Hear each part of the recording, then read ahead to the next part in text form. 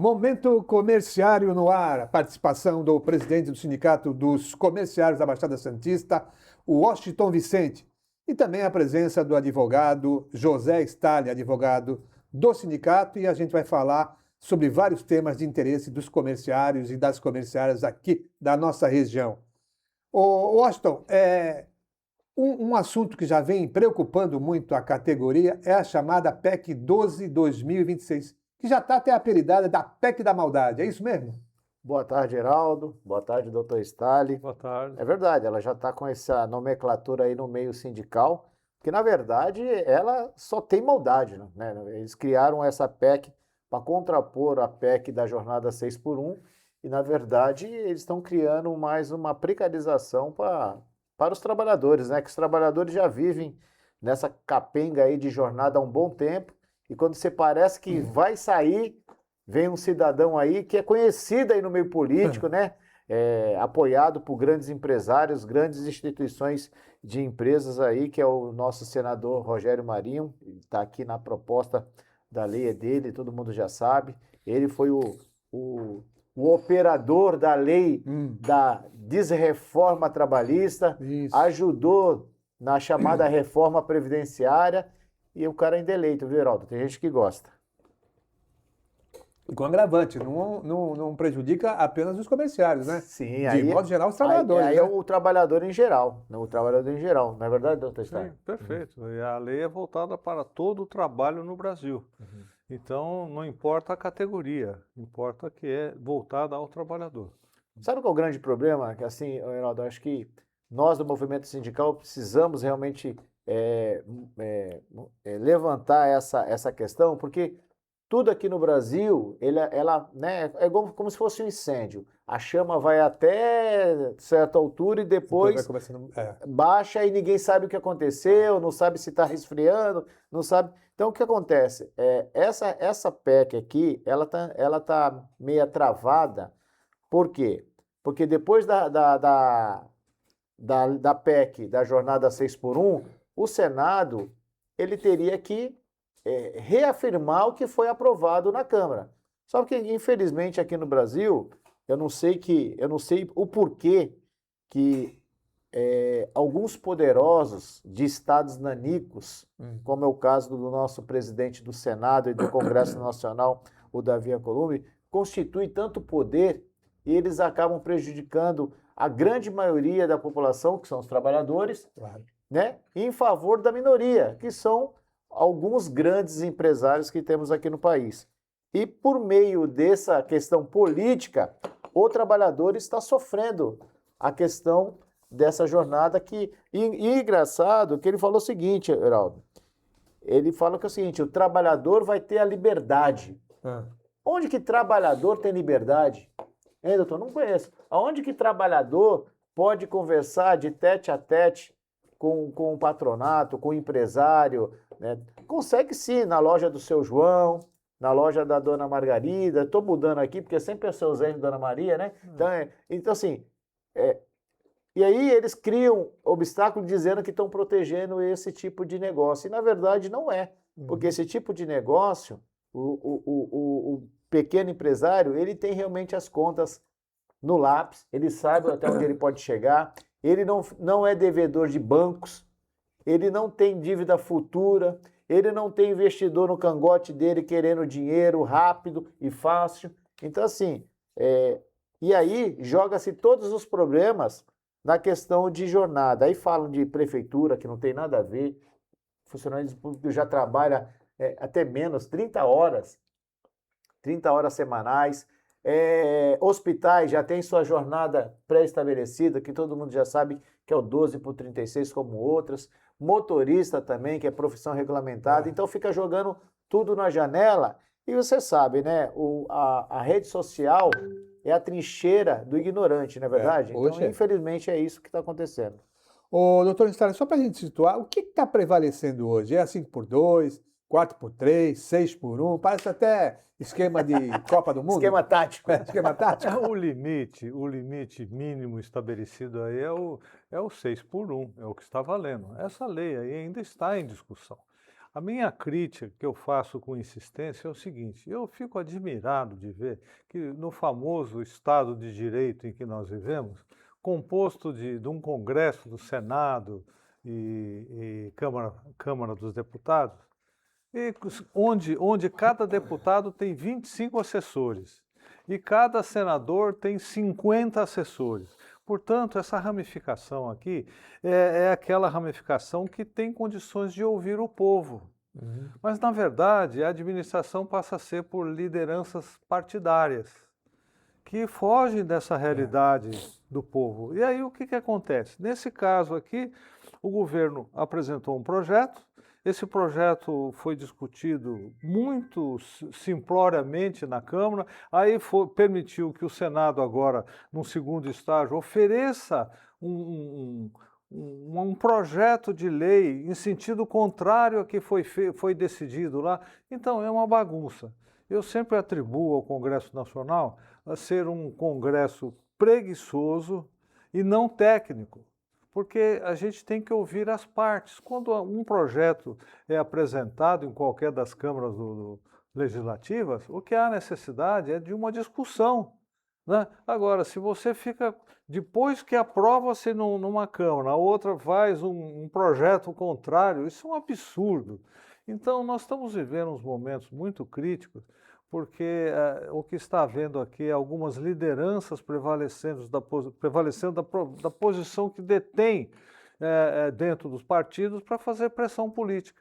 Na verdade, não atende à realidade nem dos trabalhadores, nem dos empresários, porque as leis são mal feitas, mal redigidas e permitem o quê? Ou ocasionam o quê? Um excesso de ações na Justiça do Trabalho, na Justiça Comum, e fica esse travamento aí. Então, os sindicatos têm que bater, têm que discutir, têm que forçar e tudo, numa luta assim absolutamente difícil, por causa dessa posição dos nossos representantes, que são os legisladores. E sabe o que é engraçado, doutor? Porque assim, nós que conhecemos um pouquinho do sistema das instituições, nós sabemos que a principal função do Senado é revisar lei.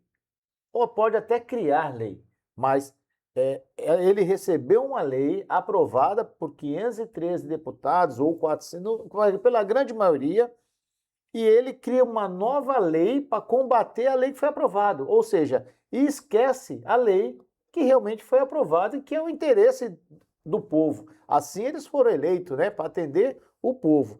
E aí cria uma lei que dificulta. E é engraçado que a justificativa desse senador, essa proposta visa ampliar a liberdade e autonomia do trabalhador na escolha da sua jornada de trabalho. Isso existe nesse país, né? Aí está aqui ainda pior. Aí ele diz o seguinte: consequentemente da definição proporcional à sua remuneração. Essa é a chamada flexibilização. Isso, ou seja, eu vou flexibilizar para você. Você trabalha menos, eu pago menos. É a flexibilização. Assegura ao empregado a escolha entre o regime tradicional da CLT ou uma jornada flexível baseada em horas de trabalho. Essa flexibilidade permite que o trabalhador decida o modelo de jornada que melhor atenda às suas necessidades, conciliando com a vida pessoal, com o seu trabalho e possibilite a adaptação da rotina da demanda. Hoje o trabalhador não pode falar, patrão, isso é uma... meu filho vai ter uma consulta, eu posso ir? Né? Na dos comerciários pode, porque se ele vai ao médico até uma vez ao ano, ele pode pegar o atestado de acompanhamento. Mas muitas categorias não têm. Muitas categorias... acho que até a CLT, com essa chamada reforma, você imagina, daqui uns dias, o pai que tiver a felicidade, o pai, o homem ou a mãe que tiver a felicidade de ter um filho, o homem terá 20 dias para acompanhar a sua esposa. Mas se ele morrer, o filho, ele não tem tempo nenhum de recuperação. Então, assim, peraí, então tem coisas erradas nessa legislação. E quando nasce é um momento feliz. Você trabalharia até feliz, porque você vai chegar em casa e vai encontrar uma criança lá, né? Fruto do seu fruto. Agora, e quando morre? E não se discute isso. Quer dizer, essa chamada flexibilização é uma medida piorada do chamado banco de horas. O banco de horas é decorrência Ele é pior ainda. É decorrência disso daqui, porque existem inúmeras fórmulas de fazer flexibilização. Essa novidade aí começou aqui na década de 80, porque tem gente que pensa que no Brasil só existe uma categoria, a dos metalúrgicos. Ignora a maior parte que não é metalúrgico. A verdade é essa. Então, por uma questão de cadeia produtiva ou cadeia de produção, foram criados argumentos aí modificando a legislação, mas sempre no interesse empresarial. Tudo foi um embuste assim de dar um doce para a criança, para lhe enganar e tal, para ela ficar contente. Na verdade foi assim, a partir da década de 80 começaram essas novidades. E o parâmetro principal aqui é o seguinte, é que tem alguns que pensam que o Brasil é igual aos Estados Unidos da América, porque é considerado um país de alta produção, alta economia, aquela coisa toda. Mas tem uma diferença muito grande, um abismo muito grande em todos os sentidos entre nós e eles. E aí o que acontece? O pessoal procura puxar, vamos dizer assim, informações ou alguns estereótipos para cá. Mas não se aplica, a nossa realidade é totalmente diferente. A coisa tem que ser criada aqui e não com base no que tem lá. Principalmente, e utilizo muito isso, países de densidade demográfica menor do que a nossa. Nós temos 220 milhões, Portugal tem 10 milhões, a Holanda tem 17, a Suécia tem 10. Aí, serve para comparação? Não serve, mas o pessoal pega esses exemplos aqui, tomam com referência os Estados Unidos da América. Isso é totalmente diferente, poder econômico excessivamente forte contra uma economia fraca que é a nossa. A verdade é essa. Então, eles ficam buscando exemplos dessa forma. Um detalhe muito importante aqui no nosso caso especificamente, que esse Rogério Marinho aí, que atuou muito forte no tempo lá do Michel Temer, quando foi aprovada a reforma trabalhista, que foi assim, em 3 meses discutiram lá e já entrou em vigor. Você sabe que legislação importante no Brasil tem que ter um período de vacância de pelo menos 1 ano. Não houve isso na questão trabalhista. Claro. Então, o que aconteceu? Naquela oportunidade, o presidente de plantão, Michel Temer, ele queria adotar isso que está acontecendo agora. Só que naquela oportunidade, ele não tinha votos suficientes lá no Senado para implantar ou para aprovar uma PEC. Então, a reforma que foi feita foi infraconstitucional, foi apenas no âmbito da CLT, entendeu?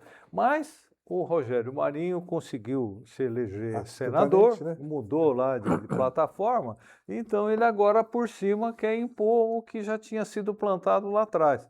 Essa que é a verdade. Agora, não atende à nossa realidade, não atende, não há discussão a respeito desse tema aí, em hipótese alguma. Mesmo na Câmara dos Deputados, a discussão não foi tão extensa como deveria ser. Agora, no Senado, muito menos, porque, veja bem, a gente quando fala em Câmara dos Deputados, nós estamos falando dos representantes do povo. Sim. O Senado não representa o povo, ele representa estados. Quer dizer, é um conglomerado diferente, é outra situação. Agora, isso daqui dá poder para eles a criar uma PEC, né, um projeto de lei para modificar a Constituição Federal, que é o objeto deles, né? É assim. Washington, e todo esse emaranhado todo da flexibilização, a chamada PEC, tem a ver também com esse chamado acordo mútuo? Então, esse acordo mútuo, ele está inserido na reforma da CLT, na reforma trabalhista. De 2019? Qual é o acordo 2017. mútuo? 17. Quando a gente fala de acordo mútuo, a gente entende que é interesse de ambas as partes. Ambas as partes. E não há. Na verdade, é imposto, na verdade, a CLT ele fala acordo individual. Eles colocam lá convenção coletiva e acordo coletivo para dizer que eles estão ampliando. Mas o que vale mesmo para a empresa é o individual. Tanto é que um dia desses aí nós recebemos uma informação de uma grande rede que ela está se utilizando da lei para deixar o ponto da jornada do almoço pré-estabelecido, ou seja, batido. Você vai lá, você só vai bater sua entrada, sua chegada e sua saída. Ou duas, uma. Como que a empresa vai controlar esse horário? Não tem Que como. não tem como. E como esse trabalhador vai ser usado durante esse horário, porque de repente a jornada de almoço dele vai diminuir. Porque assim, quando o pedido é feito do líder, do encarregado, do gerente da empresa, ele é diferente do trabalhador.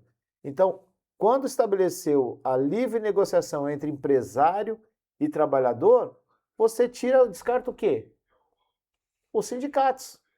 Você tira o sindicato da jogada e tem mais, Heraldo, eu não coloquei aí. A CLT fala em acordo tácito. Que é só eu falei e não tem como provar. Mas nós conversamos. Tá valendo. E tá valendo. Assim, é os absurdos. A legislação hoje determina que o almoço é de 1 hora. O almoço é de 1 hora e 2 mediante acordo coletivo.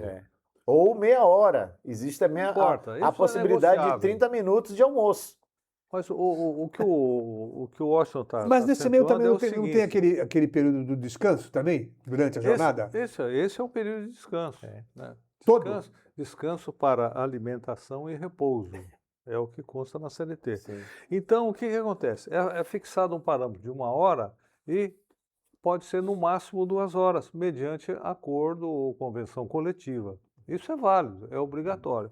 Agora, o que não pode é você falar assim, olha, você tem um intervalo. Aí, que intervalo é esse?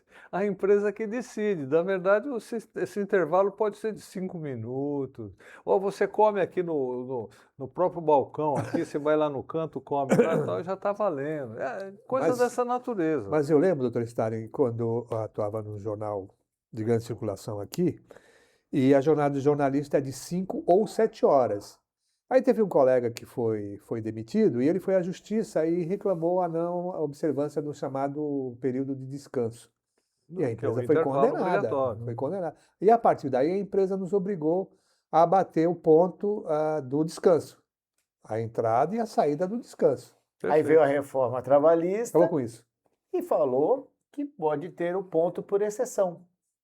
Ou seja, pré-preenchido, pré-batido. E aí... E não adianta depois o empregado ir reclamar. Qual é a prova que ele vai ter? Eu acho que ele vai, nesse meio, ele vai conseguir constituir prova. E outra, aqui no Brasil, infelizmente, Heraldo, assim, a cada vez mais é um contra o outro, não tem união. Você não consegue nem uma testemunha no caso de um litígio, porque a pessoa tem medo, tudo tem medo, tudo aqui tem medo. As pessoas perdem o medo quando eles querem sair do emprego, eles querem pegar sua graninha, né? O promotor não gosta muito que eu falo isso, né? Ele quer pegar sua grana para resolver seus problemas financeiros, ele começa a tumultuar, aí ele faz denúncia, ele trabalha 10 anos, aí agora ele resolveu fazer denúncia porque as coisas estão acontecendo na empresa. Na verdade, ele já viu, aí tu vai ver e fala, olha, a gente vai apurar, mas você cuidar, não faz alarme que você pode perder o emprego. Aí sabe o que ele responde?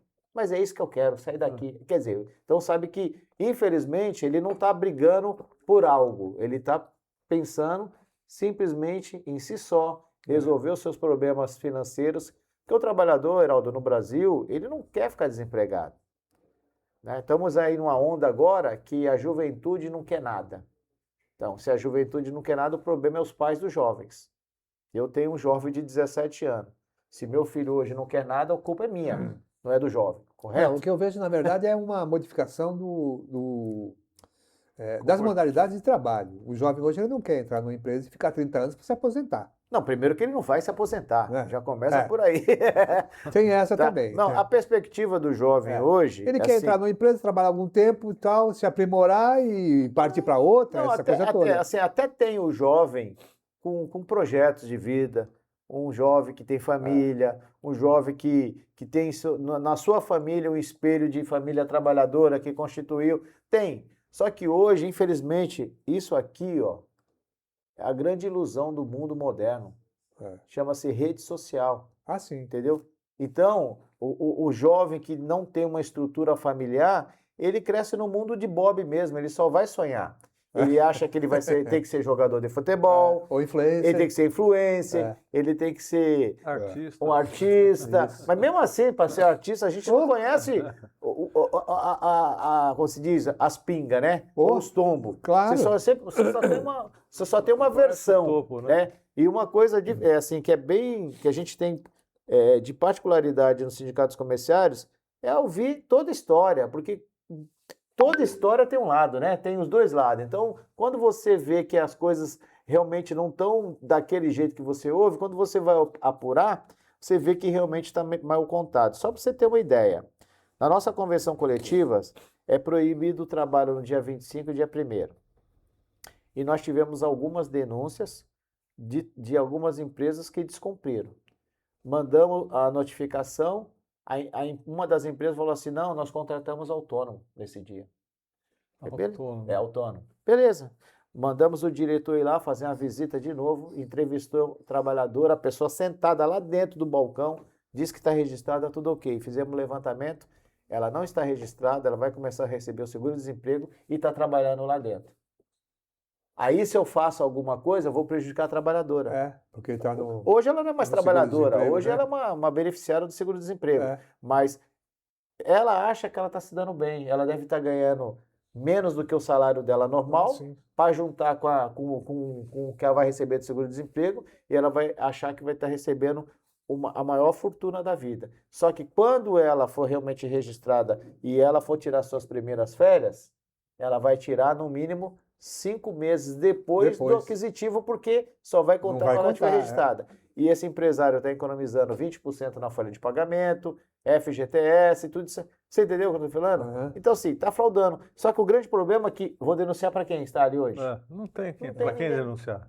Não tem ninguém. Porque, na verdade, né, o maior prejudicado, ele está sendo prejudicado 2 vezes. Sim. O funcionário né, o trabalhador que se submete a isso, né? Se for denunciado, e o que você acabou de relatar, os direitos trabalhistas dele vão ser diminuídos, vão contar a partir só do momento que tiver lá lavrado. Geraldo, nós pegamos a contratação. Empresa com o KNAI de indústria com uma loja aberta. Já viu isso? Outra mura da fiscalização, Você entendeu? Da legislação também, né? E aí, a quem eu denuncio? Fica complicado. Não consigo denunciar, porque você tem um órgão inoperante. Dizem que tem 16 auditor fazendo treinamento, mas nunca cabe esse treinamento para atuar na Baixada Santista. Só que ele não vai atuar só na Baixada Santista, é Baixada Santista e Vale do Ribeira. Eu acredito que quem deve estar deitando e enrolando é as empresas do Porto, que descumpre toda a legislação trabalhista, querem modificar a legislação portuária, é outra categoria que mas isso é um problema da fiscalização, bastante, né? Mas, é eterno, né? Mas ainda tínhamos, viu, Heraldo? Nós tínhamos fiscais. Hoje nós não temos fiscais.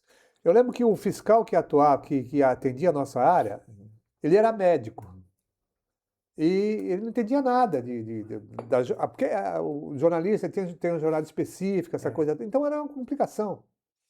Aí nós fizemos um trabalho. Foi o que virou gerente, não? Como? Foi o que virou gerente depois aqui do posto de Santos? Era um médico, eu não lembro o nome dele agora. Eu lembro dele, eu não lembro o nome. Também não lembro. Foi aí realmente isso. O sindicato fez um trabalho muito bom, trouxe ele para dentro do sindicato e explicamos tudo direitinho. Aí sim, aí a coisa começou a funcionar. A partir das notificações dele e tal, melhorou bastante.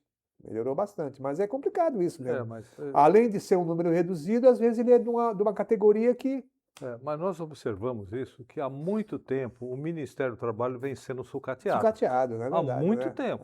Então, veja bem, se a regional aqui compreende a Baixada Santista e o Vale do Ribeira, o que tem aí? Tem, por exemplo, 1 ou 2 auditores para isso tudo aqui. Aí a concentração é no Porto de Santos.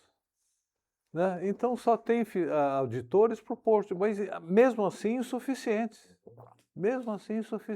Então é difícil a gente compreender como solucionar problemas graves que surgem aqui, porque não há a quem recorrer. Essa que é a verdade.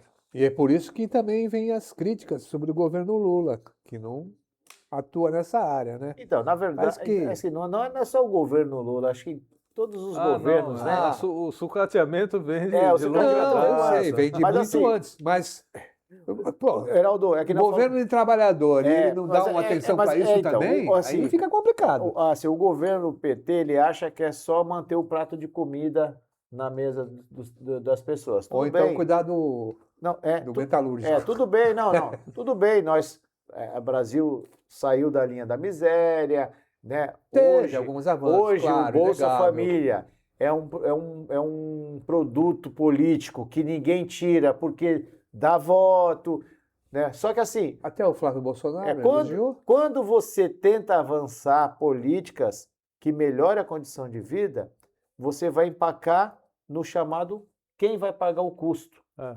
Porque assim, inclusive nós estávamos conversando ontem, no comércio é diferente, porque tudo que é custo vai para o consumidor, É repassado. é repassado. É.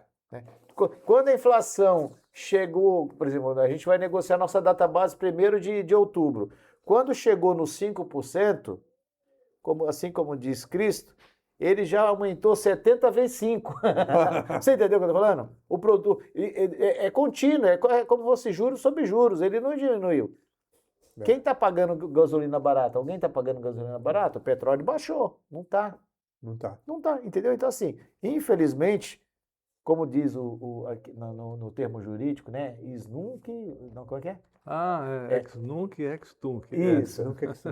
Ou seja, A partir de isso. Então, assim, a partir retrocedendo. daqui a gente vai pensar como vai fazer. Retroceder Lá para trás esquece. não esquece. É. Né? E na questão trabalhista é muito difícil. É Não, muito difícil. Então, um fato importante, ele acabou de mencionar, que é o seguinte: nessas negociações coletivas anuais que são feitas, o pessoal falou, não, o reajuste foi de tantos por cento. Não foi reajuste nenhum. Porque, na verdade, o que está se pleiteando é o que você composição perdeu. É. O que você perdeu, você não está acrescentando não. nada. A verdade é essa. E sabe o pessoal não olha quem desse jeito. dificulta? Você trabalha com uma margem sempre atrasada. Negativa. E sabe quem dificulta, na verdade, o poder de compra do trabalhador? É a própria empresa. A empresa que ele trabalha não dá um aumento significativo que ele possa fazer com que gire. Se você é uma pessoa que você tem que comer, você tem que vestir, você tem que calçar, e seu salário está cada vez mais arrochado, tendo o poder de compra diminuindo, você que é o que vende o produto, você vai vender menos. Infelizmente. Claro. Infelizmente. Porque o trabalhador já pensou, opa, não dá para comprar mais dá uma pra camisa comprar, esse mês. Vamos entendeu? ver se no mês que vem eu compro. Tinha uma grande empresa aí que no passado ela obrigava o trabalhador a fazer a compra no seu supermercado ou nos seus estabelecimentos. Ele não dava vale em dinheiro. Ele permitia que o trabalhador fizesse compra mas se o produto lá fora é mais barato do que o dele. Você já ouviu dizer o seguinte, Heraldo, você pagando o arroz no dinheiro ou no Pix, né? Eu te dou 5%, 6%. Você não tem isso. Você não tem. E quando você tem desconto aí fora de qualquer outro produto, o cara está diminuindo um pouquinho da margem de juros, de lucro dele só. Eu te dou 5% de desconto. Ele continua ganhando. Ele continua ganhando. Ele continua ganhando. Entendeu? Então, assim... É um chamado mix aí, que não é então, nenhuma assim, novidade. na alimentação... Mas o cara entra no mercado e acaba comprando outra coisa, que no outro mercado estava mais barato. Cesta básica. A cesta básica, a base de alimentação, por que ela é cara? Se ela é toda subsidiada, ela não tem imposto na cesta básica. Tem cesta básica aí no estado de São Paulo, que é a maior mesmo, já chegou a quase R$1.000. R$1.000 hoje, você pega 4 sacolinhas e não leva mais nada. No supermercado. No supermercado ele não tem valor. Porque o teu poder de compra, os teus R$1.000 no supermercado, ele está valendo R$800 no mínimo. Então você não consegue apurar. E tudo isso, ele vai na atividade sindical. Não tem como. Aí você não consegue um bom acordo, você é massificado. Se você chama o trabalhador para uma assembleia, ele não vai. Você faz um curso para ele se aprimorar, ele não vai. Ou seja, difícil. Por quê? Porque ele está descrente de tudo. E sempre cai aonde? No sindicato. Sindicato. Né? Porque o sindicato fez, porque o sindicato permitiu, porque não sei o quê. E ainda há essa retração, por exemplo, dos empresários da área patronal, que se ele já fornece o vale alimentação, ele não dá aquele outro para o empregado gastar no supermercado. O VA, VR. Isso é assim, as empresas que se utilizam desse benefício são empresas que conseguem fazer a sua apuração Porque é contábil. subsidiado, como você Conseguem fazer falou, a sua né? apuração contábil. Só que a maioria das empresas, principalmente a grande maioria, é pequeno e médio porte. Ele não tem condições hoje de subsidiar a alimentação para depois ele ter um abatimento no seu informe fiscal. Né? O Estado conversa muito. Por exemplo, a gente não consegue instituir uma coisa que é constitucional, está lá, a participação nos lucros. Porque o patrão não quer dividir lucro. Quando ele quer dividir lucro, aí ele procura as instituições sindicais, sindicato, federação, confederação. Mas quem faz isso? Os grandes, porque são inteligentes. Porque a participação do lucro, aquela mixaria que é dada ao trabalhador, para a empresa era considerada despesa. Então ela bate. Influencia.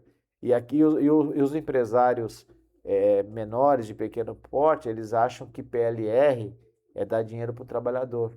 Não, é tão benefício para a empresa quanto para o trabalhador. Para o trabalhador é melhor porque é um dinheirinho a mais. Ponto. Para a empresa é melhor ainda, que ela deixa de pagar salário. Deixou de pagar salário, ela paga menos imposto. E esse PLR, para ela, é despesa, ela bate na despesa. Ou seja, aumenta o lucro. Aumenta o lucro. E eles não conseguem fazer essas contas. Porque, infelizmente, aqui na nossa região, em muita região, quem administra as empresas são os contadores. É os contadores que administram essas empresas. Tanto é que quando você entra com uma ação judicial, a primeira coisa que ele falou é meu contador. Mas teu contador está lá para fazer o sistema contábil, né, para gerenciar a tua empresa. Gerenciar a empresa é o senhor. Então, são essas coisas aqui, infelizmente, o Brasil, a gente fala muito de flexibilidade, mercado de trabalho, modernização, mas o empresário também não se moderniza. Doutor Stalin, outra grita geral da área patronal é exatamente contra a chamada reforma tributária. Dizem eles que com a reforma tributária não tem como mais dar outros benefícios para os trabalhadores, essa coisa toda.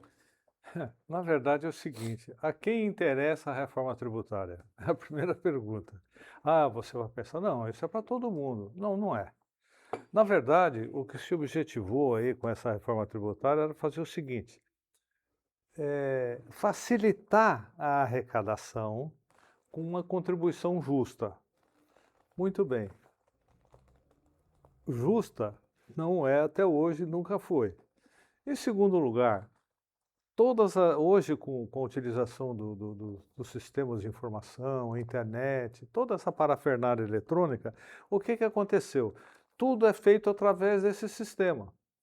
E esse sistema favorece quem? A administração. Favorece também as empresas no aspecto geral, porque todas elas são aparelhadas eletronicamente. Então, aquele problema que existia antes, que era a dificuldade, eu sempre falava assim, nossa, no Brasil é até difícil para pagar as coisas, né? Para pagar o imposto, é difícil, complicado. Muito bem, o sistema eletrônico veio para resolver isso. Então, a reforma tributária, ela continuou igual, ela não facilitou nada, absolutamente nada para o povo, nada. Favoreceu exclusivamente a arrecadação, melhorou a arrecadação, né, porque facilitou o meio de comunicação e na forma de se arrecadar. De apurar, né? As apurações. As apurações e fazer aquelas formalizações que antes tinha, hoje é muito mais simples através da internet. Então, eu não vejo que essa reforma tributária tenha favorecido alguém. Favorecer alguém, sim, o governo, o ente arrecadador, mas para o povo, de modo geral, Não fez diferença absolutamente Não, nenhuma. mas se nós pensarmos, tudo é assim, né? Tudo é assim. Vamos fazer uma reforma para melhorar, vamos pegar um exemplo aqui, para melhorar o Porto de Santos, vamos supor. Qual que é a reforma que tem que fazer? Ou vai ter que arrecadar mais da empresa, ou vai prejudicar mais o trabalhador. Alguém sofre. E quando, é exatamente o que o doutor Stari falou, reforma tributária. Eu, empresário de venda, eu reponho. Isso aqui era 10, agora passou para 12, eu vendo por 15. Eu continuo tendo a mesma margem de lucro. Quem sofre? Consumidor. Quem se beneficia? O órgão arrecadador. Claro. Então, assim, mas essa é a função, quando a gente fala governo, essa é a função do gestor, procurar meios para pagar suas contas. O grande problema é que, infelizmente, as instituições brasileiras judiciário, ele cuida das suas despesas. Isso é o nicho. Né? O sistema político, ele cria os mecanismos que favorecem. As emendas parlamentares, elas superam o reajuste do salário mínimo em 20 bi. O reajuste do salário mínimo esse ano, ele passou de 40 bilhões de gasto para o governo. A emenda são 64 bilhões. E você vê que é maracutaia, quando você é candidato, você não tem valor do fundo eleitoral de emenda para sua candidatura. Não, mas porque agora o empresário não pode investir. Facilitou o Caixa 2. Facilitou o Caixa 2. Claro. Facilitou as instituições não legais aí, os meios não legais aí de financiar campanhas, e aí o cara, infelizmente, tem que ficar fazendo projeto para facilitar. A gente tem um monte de pessoas vendendo facilidade. Então, assim, a reforma tributária, ela tem essa finalidade, é o governo melhorando o seu sistema de arrecadação. Sim, exatamente. Hoje, Geraldo, se você for pagar o teu boleto em dinheiro, num dos guichês da Caixa Econômica, você tem que falar teu CPF. Não tem mais, vou pagar em dinheiro para me fugir do fisco. Não tem mais. Você vai pegar o teu boleto, você vai levar em dinheiro e vai falar, qual é o teu CPF? E você vai informar o teu CPF. O sistema Pix era exatamente para enxugar o dinheiro vivo, para controlar realmente, para controlar. Né? Controla a circulação. Para controlar. Pode ver que o deputado lá pegaram ele com 400 mil guardado, que ele esqueceu, coitado. O cara esqueceu, vendeu um apartamento, esqueceu de depositar. Dinheiro, né? Então, assim, porque o governo, a cada ano, não esse, mas é uma linha do tempo, vai melhorando o seu processo de arrecadação, porque o custo do Brasil, como todo mundo diz, é caro. O governo arrecada muito e gasta mal. Desculpa. Tudo que o governo tem, seja ele municipal, estadual, federal, são verba discricionada, é pessoal. Né? Agora ao longo do tempo vai diminuindo, que a filha do militar já não vai mais ter aquela moleza toda, desembargador. Ela fica solteira com 80 anos. Você entendeu? Então acaba, ou seja, eles vão criando favorecimento para as castas próprias. Então é isso que o Brasil precisa mudar. Mas vai mudar com qualquer governo? Não, vai mudando ao longo do tempo, até chegar num período que realmente se trabalhe para o povo. Vai acabar a corrupção? Não vai. Infelizmente não vai. Agora um detalhe, você falou, quer ver só uma coisa muito importante, é o seguinte, e a isenção até 5 mil, né? Que maravilha. Aí eu pergunto, esse trabalhador que tem essa isenção de 5 mil, quando ele vai comprar o arroz, o feijão, o ovo, a carne, tem tributos ou não tem tributos? Tem, claro. Então, resultado, não adianta nada. Quer dizer, por quê? Porque existe uma liberdade total de se taxar, né, alíquotas para vários produtos. Lógico. Milhares de produtos têm uma taxação específica. Mas a flexibilização por até 5 mil é porque esse trabalhador, ele já é retido na fonte. Ele não sonega. Não tem como sonegar. O que facilitou não vou tirar mais. Eu tirava eu tirava 27. R$ 200 todo mês do teu salário e segurava aqui, eu, governo. Para depois te devolver. É para depois te devolver se você provasse que você tinha direito. Condições, né? Hoje não, ele vai falar, olha, filhão, não precisa provar nada. O teu dinheiro vai continuar contigo, vai lá e compra o que você quiser. Só isso, porque quem ganhava já até 5 mil, em tese era isento. Porque eu ia lá, olha, eu tenho um filho, eu tenho uma esposa, eu tenho um plano de saúde que é descontado em folha de pagamento, justificou a despesa. Porque as pessoas também não sabem como que faz o imposto de renda, o que abate, quanto abate, o que pode abater. Então, no geral, proposta eleitoreira. Está errado? Não. Vale tudo no jogo. Tudo vale no jogo. A reforma é eleitoreira. Beleza, se vira. Você tem coragem? Mas Fala não. Nessa questão da alimentação, Osto e doutor Stalin, vocês não acham que, por exemplo, se o governo viesse de uma forma mais firme no sentido de um controle do mercado, essa coisa toda, fazer um mercado regulador, a gente não teria uma redução desses produtos? Então, mas ele regula. Ele que ia comprar? Como é qual que era? Cobal? Não, Sinab, Conab? Era Sunab. Sunab. Não, Sunab. não, aqui controla, que fazia o controle. Superintendência. Isso, E lembra depois que o mudou arroz pra estava lá Conab. nos absurdos, eles iam comprar, importar, papai. Aí, não, peraí que a gente dá um jeito, resolveram. Heraldo, o que acontece? Por que os itens da cesta básica, em tese, não tem imposto? Porque é subsidiado. Então, o governo paga. O idoso, tu anda de graça no ônibus, não anda? Mas alguém paga. Quem paga? É o município que vem de tributos. Então, sempre alguém está pagando. Eu acho que o que se deve ser feito é mais um controle generalizado. Porque, assim, hoje o cara fala que gastou 20 e ele gastou 2. Inclusive tem um tema aí, a NR1. Todo empresariado está dizendo que vai gerar uma despesa desgraçada. E tem que gerar mesmo. Sabe por quê, Heraldo?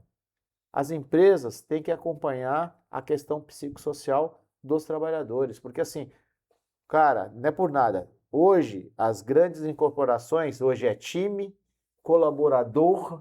Colaborador. Tá? Aí, eu nunca time colaborador. Tipo de coisa. Aí o colaborador tá com um problema. Não vou dizer que o problema dele é do trabalho, não, porque trabalho psíquico, problema psíquico, ele pode estar em qualquer situação. Ele pode ser familiar, trabalho, um monte de coisa. Sabe que a empresa em si vai dizer? Ema, cada um com seus problemas.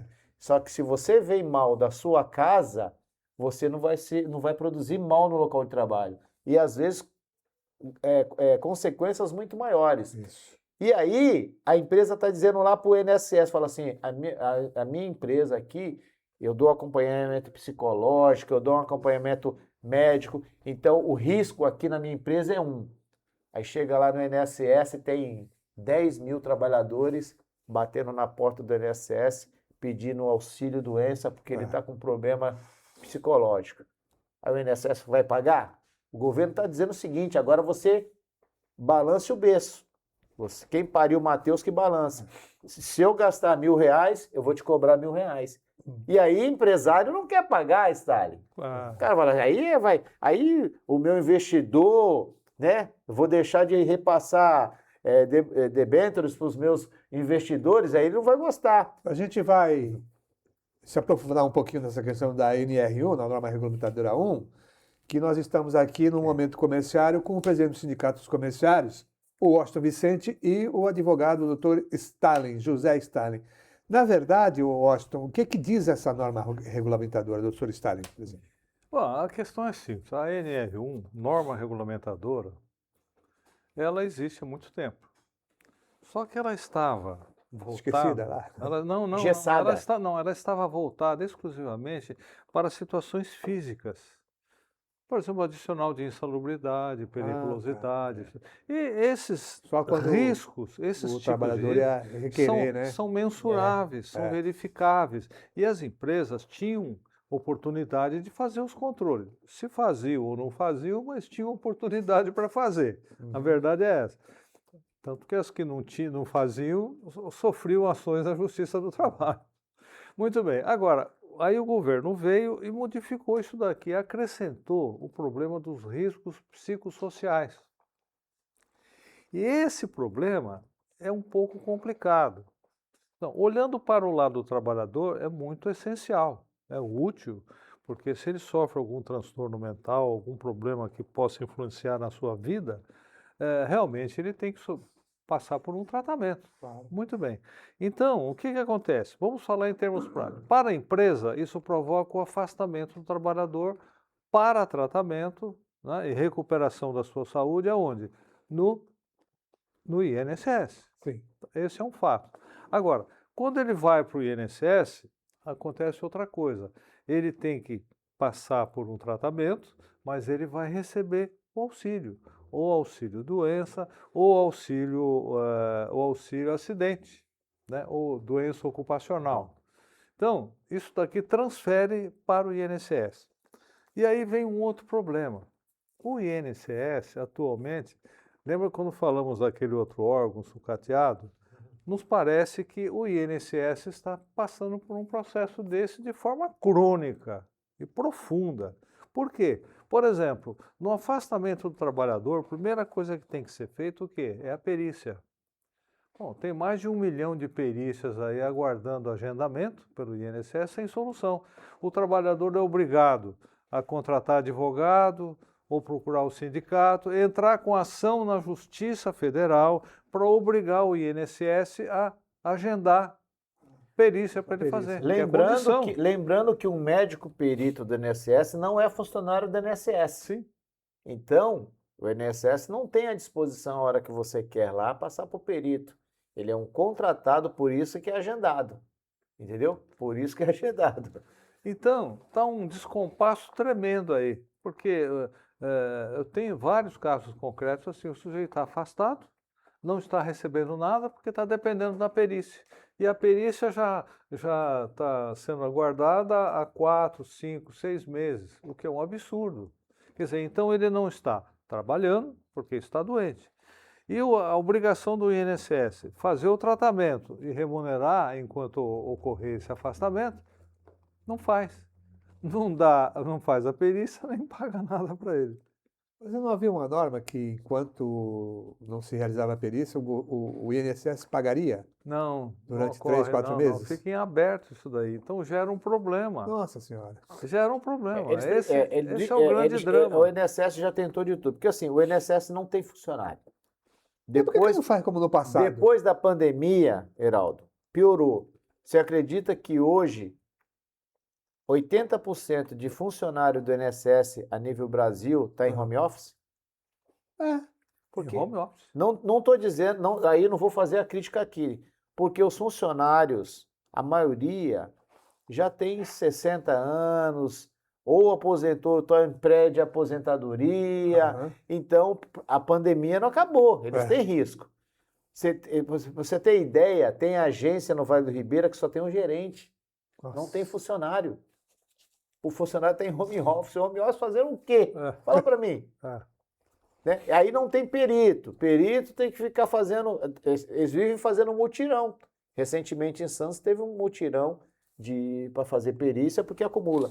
Aí teve um período que o governo inventou que é o seguinte, eu vou te dar um cala-boca de imediato. Você vai, manda pelo aplicativo o laudo, a receita e tal, eu vou dar a entrada e você vai receber um salário mínimo de cara. Depois de analisado, é marcado uma perícia, aí vai ver, e aí se tiver diferença salarial, te paga salarial. E nesse período, quem paga é a Seguridade Social. É diferente da aposentadoria. E a gente está envelhecendo. E tem muita gente envelhecendo sem renda. Muita gente sem renda que quando atinge a idade recebe um salário mínimo. E aí vai causando mais transtorno. A conta nunca vai fechar. Mas aí pensando como empresa, realmente como empresa é muito pesado e tal. Mas aqui no Brasil, a escola fala assim, o Brasil lei não pega, né? Não é verdade? Não pega, porque os órgãos que fiscalizam também não existem.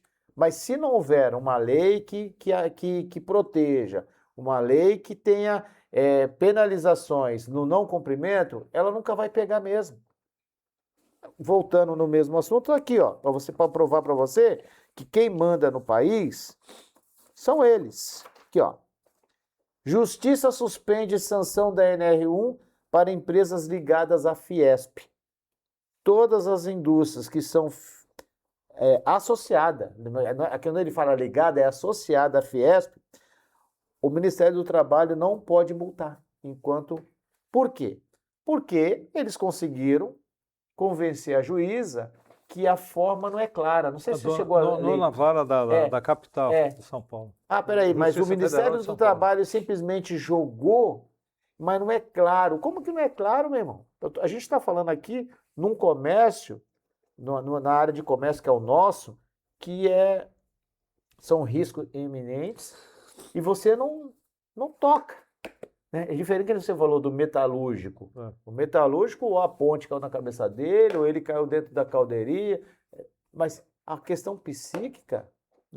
Aí você fala assim, você fez o teu programa, o teu PGR, o que você está fazendo para cuidar da saúde mental do teu trabalhador?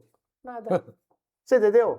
Esse é o problema. Então, assim, o que o INSS, no mínimo, quer fazer é transferir essa responsabilidade para a empresa. E se você não fizer, você vai ser punido. Além dessa daí, houve uma ação, tem uma ação no Supremo Tribunal Federal, uma ADPF, também com esse mesmo objetivo. Quer dizer, então tem uma ação aqui no Tribunal em São Paulo, na 9ª Vara da Justiça Federal, e uma ação no Supremo Tribunal Federal. Esse foi promovido pela Confederação das Empresas de Educação no Brasil, que moveu essa ação lá. Então, mas são decisões assim iniciais, mas não tem ainda uma decisão de fundo, de mérito, que liquidando, resolvendo o problema. Bom, mas tem coisa boa aqui, ó. Vamos lá. Rapidinho aqui para a gente... Volta aqui. Nós estamos na 3ª edição do Comerciário Destaque 2026. O sindicato, né, já vem aí nessa 3ª edição valorizando o trabalhador do comércio. O associado, principalmente, ele tem que ser associado, ele tem que estar dentro das regras estatutárias e a gente vai premiar os 8 trabalhadores, 4 de gênero masculino e 4 de gênero feminino, totalizando R$8 mil em prêmio. As inscrições já estão abertas para os trabalhadores que querem. E vão até quando as inscrições? Vai até dia 18 de julho. 18 de julho. Isso. Por quê? Porque depois você abre o link para pedir voto. E o voto é aberto. Ele pode pedir o voto para quem que ele quiser. Mas só comerciário que vota. Não, o voto é aberto. Ele vai Qualquer pessoa. Para amigo, para o tio, para a família, para... Porque, se tiver uma boa rede, tá... Sim, mas é legal, é muito legal que nós estamos indo para a 3ª edição. Não, sim, eu já acompanhei. E o que é legal que é o seguinte, Heraldo, quem já participou das 2 primeiras ganhadores, não participantes, ganhadores não podem participar novamente. Já ganhou uma vez, não pode. Isso, não pode participar novamente. Pode ajudar o outro. Ele vai ajudar o outro. E é legal que assim, não for, para você ver, o primeiro foi de uma empresa no primeiro ano. No segundo ano, não foi a mesma empresa, já mudou a empresa. Então, isso vai trazendo uma disputa sadia, legal. E no dia 22 de agosto, lá no Centro Espanhol, a gente vai fazer a festa de confraternização. Nesse dia, a gente aproveita e comemora os 103 anos dos 5 comerciários Baixada Santista, com esse grande evento aí que já tá movimentando o setor de comércio e o pessoal já tá se inscrevendo lá, vai ser muito legal. Porque aí nesse período eles fazem o vídeo, se apresentam, a gente coloca nas redes sociais, então a gente faz uma divulgação legal desse pessoal aí que vai participar do evento. Então essa é. E outro também que a gente tá trazendo aí, o Dr. Takeshi. O Dr. Takeshi é um clínico especializado em cardiologia. Para o trabalhador do comércio e o seu dependente, são preços aí de consultas que nem ninguém tem, né? Ninguém tem. E também ele pode atender a família, pai, mãe, tio, irmão, né? Então, assim, o Dr. Takeshi, ele trabalha só na Agacor e no Einstein. Então, assim, é um profissional renomado e é mais um produto aí, um serviço, né? Para transformar em benefício para o associado, que fala claro. muito em benefício.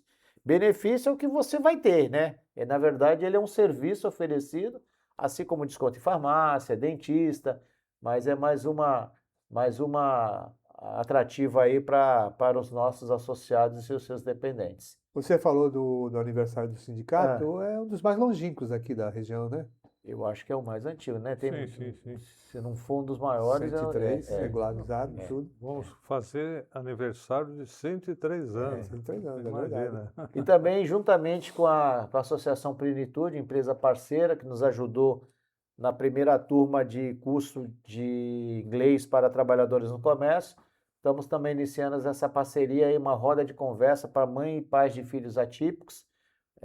Normalmente quem faz terapia é o filho, mas os pais ficam, né? Os pais não sabem como lidar, às vezes o filho tem que faz ter a terapia e participação, os né? pais acabam estragando a terapia em casa. Então, é uma troca de ideia com profissionais da área para a gente atender aí a demanda dos pais, né? A gente está tentando incrementar na convenção coletiva que o pai ou a mãe, pelo menos, possa acompanhar os filhos no mínimo num dia da terapia, né? Mas setor patronal sempre assim, né? Eles sempre são a favor do Interessante. trabalhador, mas na hora de atender algumas coisas sociais, ninguém quer, porque aí entra a questão do custo. Mas é mais uma opção aí que o sindicato vem oferecer para mães e pais do comércio que têm filhos atípicos e também que possa trazer seus amigos, vizinhos, né? Porque eu acho que a nossa função social é para todos.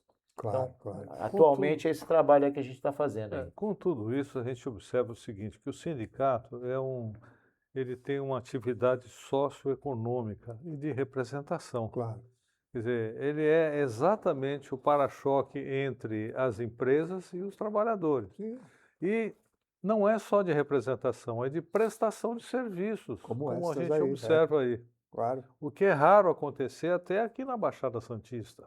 Mas nós estamos aqui com essa idade avançada aí, 103 anos, fazendo isso. mas cada dia mais. Eu não coloquei aí, Heraldo, a gente também tem ajuda ao esporte. Hoje nós estamos apoiando 3 atletas que fazem pedestrianismo, tem um rapaz que faz beach tênis e tem uma mocinha, a Vitória Campos, que ela é do atletismo. Ela mora em São Vicente, mas ela participa pela Prefeitura de Praia Grande. Recentemente, agora ela foi campeã brasileira sub-20 no 200 metros rasos, conseguiu índice para o Mundial nos Estados Unidos e nesse último final de semana ela esteve em Lima, no Peru, foram vice-campeã no 4 por 100. Ela tem 17 anos e ela corre no sub-20, 23, ou seja, ela já está correndo em categorias acima da dela. Boa. Pode ter certeza, é uma menina aí que vai estar representando a nossa região e já as grandes empresas vão estar aí procurando ela. Normalmente, aqui, infelizmente, aqui no Brasil, só Banco do Brasil patrocina Correio nem tanto que está quebrando, né? Mas Caixa Econômica também incentiva muito o esporte nacional e já ela vai estar despontando aí pelo Brasil. Com certeza, na próxima Olimpíada aí ela está representando o Brasil e a nossa região. Parabéns, Vitória. Para encerrar, Washington, comerciários e a Copa do Mundo. Você quer dizer o quê? Resultado? Não, quero saber se, por exemplo, segunda-feira é Segunda-feira às 14 horas. O comércio fecha ou só fecha nesse momento? Não, assim, segundo a informação no Steve, que ontem o shopping center, eu não sei se todos, por o jogo ser às 19 horas, eles fecharam e deixaram à disposição do lojista se iria abrir ou não no retorno, né? Não dá para a gente mensurar. Lógico que é difícil você ter um jogo da seleção brasileira com as portas abertas, né? Eu acho que deveria fechar, os trabalhadores participarem, assistir à competição e depois, independente do resultado, se o estabelecimento tem horário para permanecer aberto, reabre e volta ao fluxo normal. Lógico que é muito mais difícil, porque o público não vai estar mais na redondeza, mas aí fica a critério de cada um. Levando esse exemplo aí de um jogo às 14 horas, se fechar, não tem sentido mais abrir. Porque ninguém acredita na seleção, mas todo mundo quer se aproveitar da seleção, seja na venda ou na folga. Eu até acrescento, a continuação vai depender do resultado. Né?